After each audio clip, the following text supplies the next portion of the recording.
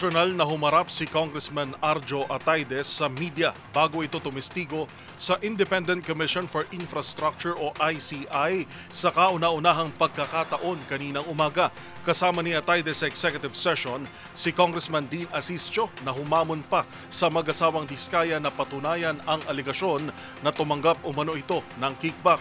Ang buong ulat ihahatid live ni Giselle Ricafort. Giselle. Yuel, humarap sina Congressman Arjo Atayde at Dean Asistio sa Independent Commission for Infrastructure pero sa pamagitan niya ng executive session.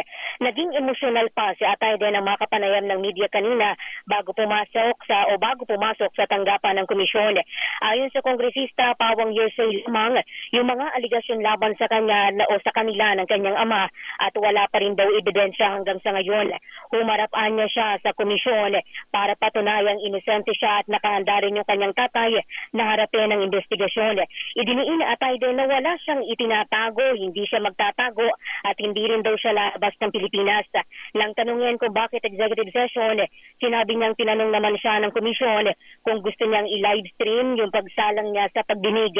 Sabi ng kongresista, voluntaryo siyang humarap sa komisyon kasunod ng ipinadala niyang sulat 2 linggo na yung nakalilipas para sumailalim sa investigasyon.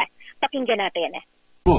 Again, it's all hearsay po, sir. Kasi until now, as I said, baka mas mabuti po, bago po magturo, bigay po muna sa akin yung ebidensya laban sa akin. Because up to this point, since September 8, they haven't even given out anything against me or my father. You know, and my father's also willing to go through the investigation. Wala po kami tinatago, hindi ako magtatago, hindi ako iiwas, hindi ako lilipad ng ibang bansa.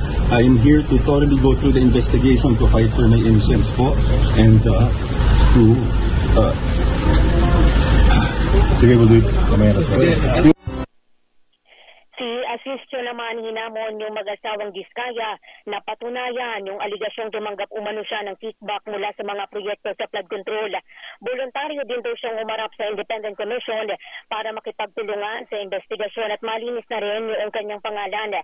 Sabi pa ni Asistio, hindi daw siya natatakot at baka lamang daw magkaroon ng trial by publicity at may mga sensitibo siyang masabi sa komisyon kaya siya humirit ng executive session.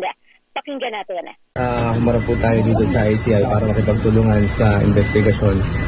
Nang sa ganun, mabigyan din tayo ng pagkakataon na ma-hear yung name natin sa allegations laban sa atin. Sir, executive session?